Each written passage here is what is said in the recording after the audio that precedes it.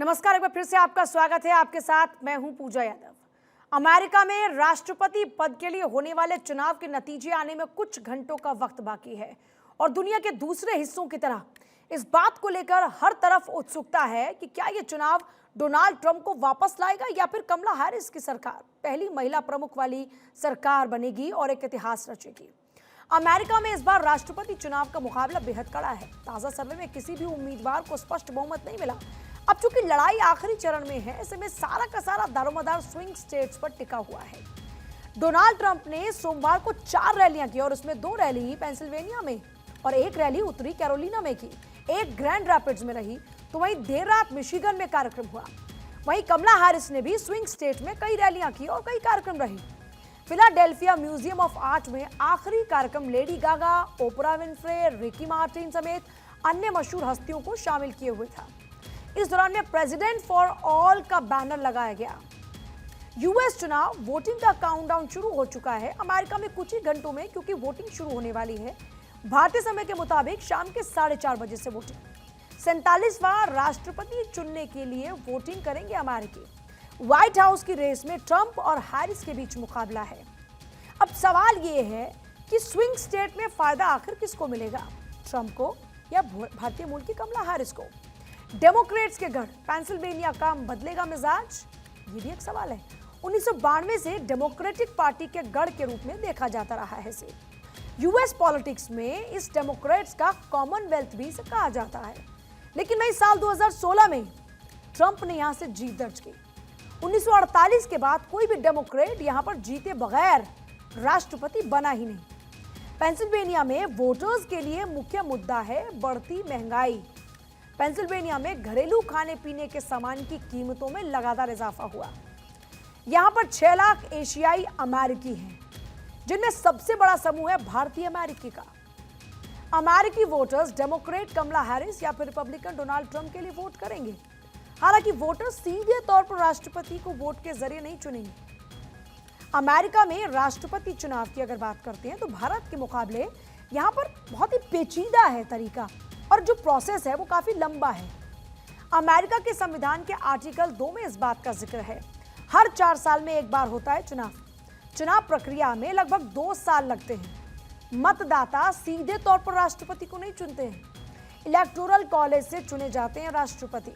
America में voter उन इलेक्टर के ग्रुप के लिए वोट करता है जो उनकी पसंद का प्रतिनिधित्व करते हैं।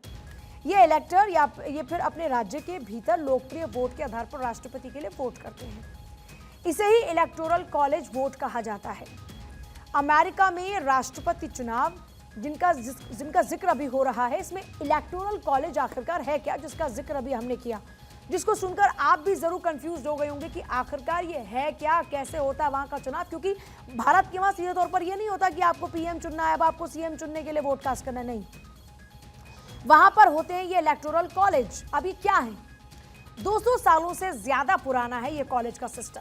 कॉलेज का मतलब होता है ऐसे मेंबर जो राष्ट्रपति को चुनते हैं। वोटर इलेक्टोरल कॉलेज के सदस्यों को वोट डालते हैं। अयोग्य शख्स राष्ट्रपति ना बने, इसलिए इस व्यवस्था को शुरू किया गया। राज्यों में इलेक्टर्स का गठन किया गया।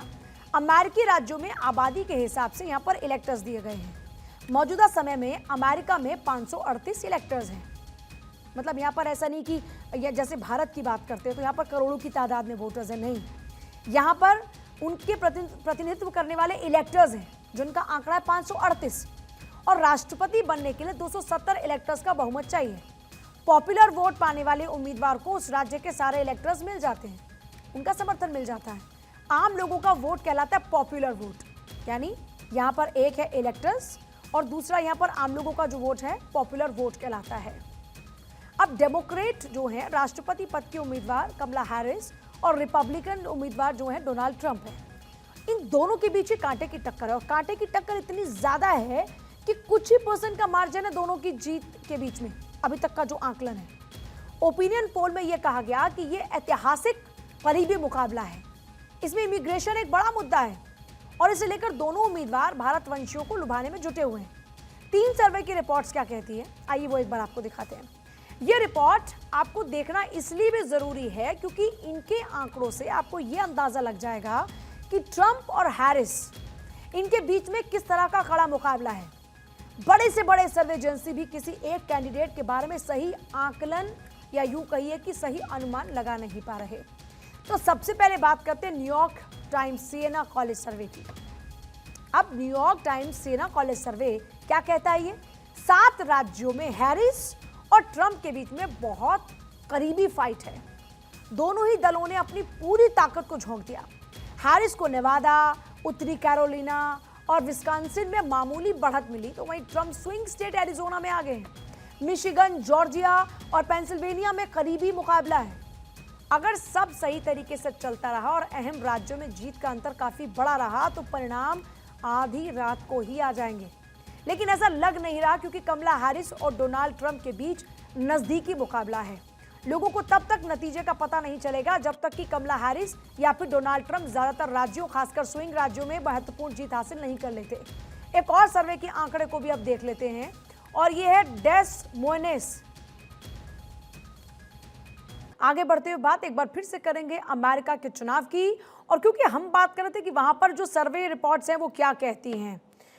इनके लिए बड़ा कंफ्यूजन वाला इस वक्त सिचुएशन है कि आखिर कौन आगे है, क्योंकि इतना कम फासला है दोनों ही नेताओं के बीच में कि इन लोगों के लिए भी नतीजे तक पहुंच पाना बड़ा मुश्किल हो गया।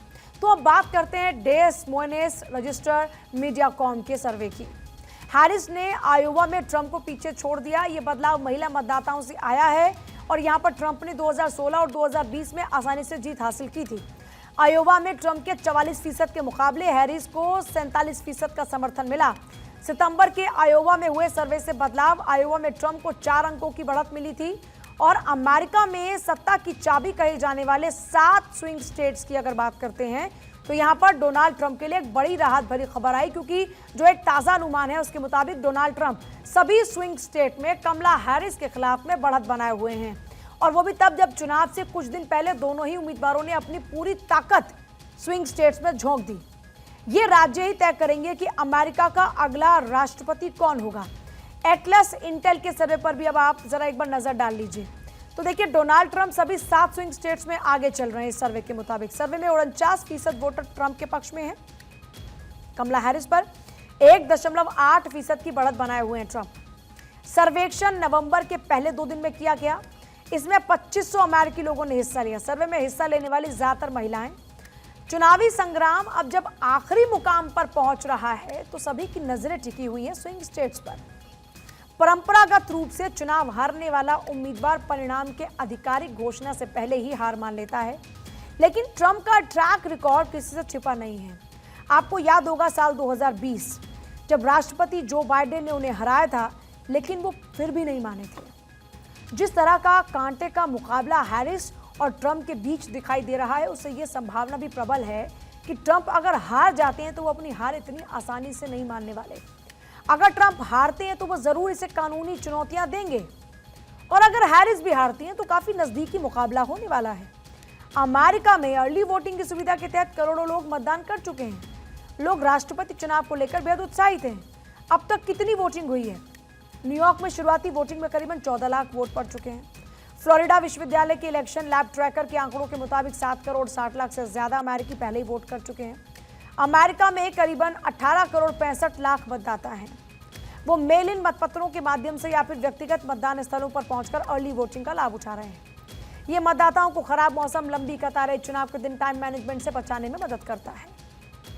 अब बात आती है अमेरिका में चुनाव के बाद 5 नवंबर को वोटों की गिनती शुरू हो जाएगी, लेकिन यह पता लगने में कई दिन लग जाते हैं आमतौर पर कि अगला राष्ट्रपति होगा कौन। आमतौर पर मीडिया हाउस अपने पास मौजूद आंकड़ों के आधार पर चुनाव की रात या अगले दिन राष्ट्रपति चुनाव के विजेता की घोषणा करते हैं। अगर कोई उम्मीदवार 270 या उससे ज्यादा इलेक्टोरल कॉलेज वोट हासिल करता है तो उसको चुनाव का विजेता घोषित किया जाएगा। ज्यादातर वोटर रिपब्लिकन या फिर डेमोक्रेटिक पार्टी के रजिस्टर्ड वोटर होते हैं, जो कि अमूमन अपनी पार्टी के लिए वफादार रहते हैं। और स्विंग स्टेट के लिए जो मुद्दे हैं उनमें अमेरिका की ज्यादातर जनता अपने रोजमर्रा के मुद्दे जैसे रोजगार, शिक्षा, स्वास्थ्य, लोन माफी जैसे विषयों को अहमियत देती है। ऐसे कुछ स्विंग स्टेट्स हैं जहां के मतदाता चुनाव परिणाम तय करते हैं।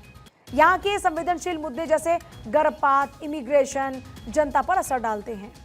आइए अब जान लेते हैं जिस स्विंग स्टेट की यहाँ पर बात बार बार की जा रही है, ये स्टेट्स अमेरिकी चुनाव में इतनी भूमिका क्यों निभाते हैं, इनकी महत्ता, इनकी अहमियत क्यों है।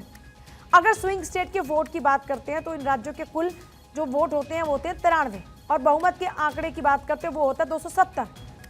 यानी अगर बहुमत के आंकड़े की बात करते हैं तो ये स्विंग स्टेट ऑलमोस्ट 34% वोट लिए हुए हैं। इन्हीं स्विंग स्टेट से निकलकर आता है। आइए इन राज्यों के वोट के आंकड़े पर एक बार नजर डाल लेते हैं। अब स्विंग राज्य कुल वोट की अगर बात करते हैं, देखिए हम ये लगातार आपको एक आंकड़ा दिखा रहे हैं कि जो स्विंग स्टेट्स है उनका क्या आंकड़ा है। अब एरिजोना की बात करते हैं तो एरिजोना के पास है 11 वोट। ऐसी नेवाडा की बात करते हैं तो नेवाडा के पास में 6 वोट हैं।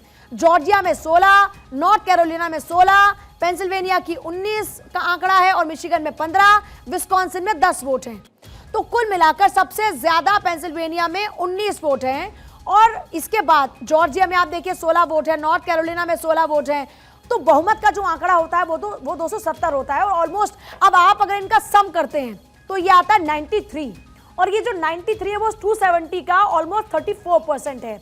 इसीलिए बार बार कहा जाता है कि जो स्विंग स्टेट्स हैं ये स्विंग स्टेट्स बहुत ही इंपॉर्टेंट रोल प्ले करते हैं, क्योंकि मेजर अगर आप देखें तो यहाँ पर जो मेजर शेयर है वो इन्हीं स्विंग स्टेट्स का है। 270 का आंकड़ा है अगर बहुमत का, तो इसमें आप मानिए कि अगर 93 इन्हीं स्विंग स्टेट से आता है तो आप अंदाजा लगा सकते हैं कि इनका जो रोल है वो कितना इंपॉर्टेंट है। अब यहाँ एक मैप के जरिए आप पूरा देख रहे हैं फिलहाल कि यहाँ पर किस किस स्टेट का क्या क्या नंबर है। सबसे ज्यादा पेंसिल्वेनिया आ जाता है यहाँ पे, जिसके पास में आंकड़ा है 19 का। अब जरा समझिए कि ये इतने महत्वपूर्ण क्यों है, ये स्विंग राज्य क्यों महत्वपूर्ण है, क्योंकि पूरे जब हम आपको ये अमेरिका का चुनाव समझा रहे थे तो उसमें बार बार swing state swing state swing state आपने कई दफा सुना। तो इन्हीं स्विंग स्टेट में आप समझ रहे हैं कि सबसे इंपॉर्टेंट क्यों हो जाता है ये स्विंग स्टेट, क्योंकि इनके पास में ऑलमोस्ट 34% का आंकड़ा होता है।